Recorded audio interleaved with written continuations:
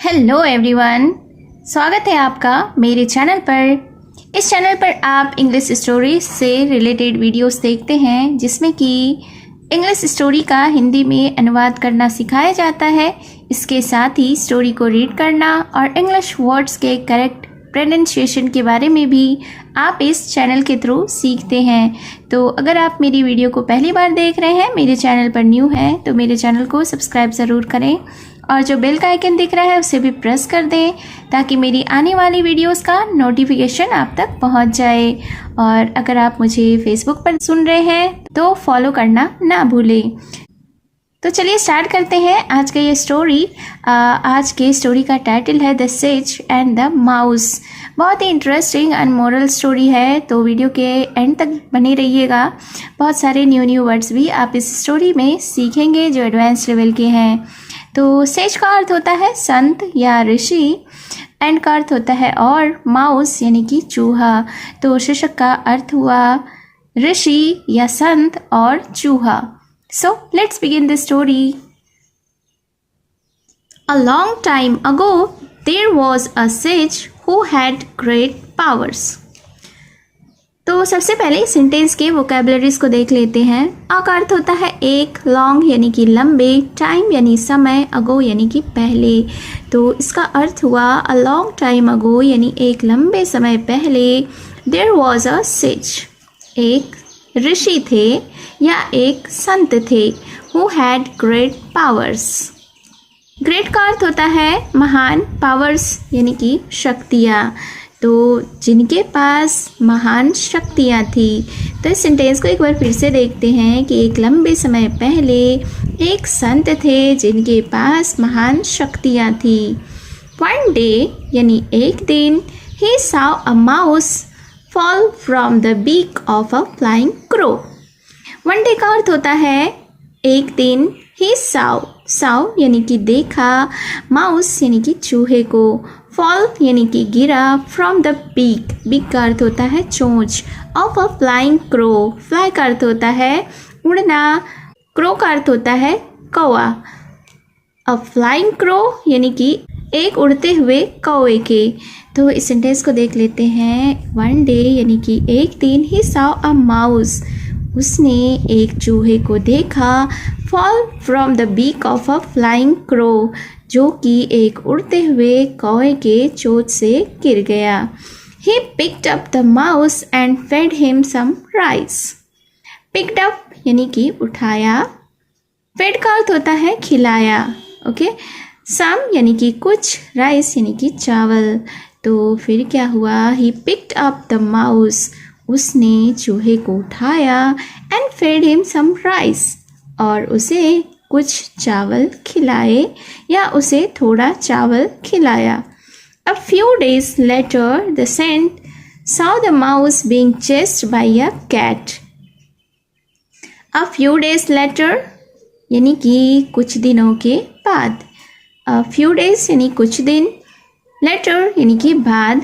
तो क्या हुआ कि कुछ दिनों के बाद the saint saw the mouse being chased by a cat. ऋषि ने देखा, संत ने देखा कि चूहा एक बिल्ली के द्वारा पीछा किया जा रहा था। तो इस सेंटेंस को एक बार फिर से देख लेते हैं कि कुछ दिनों के बाद संत ने देखा कि एक बिल्ली के द्वारा चूहा का पीछा किया जा रहा था। To make the mouse stronger, he changed him into a cat too. To make the mouse stronger यानी कि चूहे को शक्तिशाली बनाने के लिए, ताकतवर बनाने के लिए, he changed him into a cat too. उसने उसे भी एक बिल्ली में बदल दिया।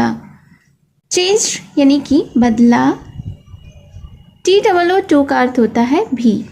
Now one day the cat was being chased by a tiger.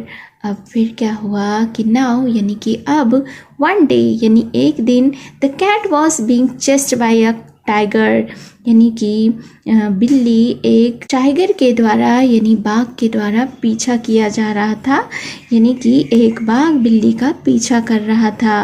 The saint to protect the cat changed her into a tiger as well. अब the saint यानी कि ऋषि ने टू प्रोटेक्ट द कैट, बिल्ली को बचाने के लिए change her into a tiger as well, यानी कि उसे भी बाघ में बदल दिया। प्रोटेक्ट का अर्थ होता है बचाना, एज वेल यानी कि भी। But the villagers were not scared of the tiger, लेकिन गांव वाले बाघ से नहीं डरते थे।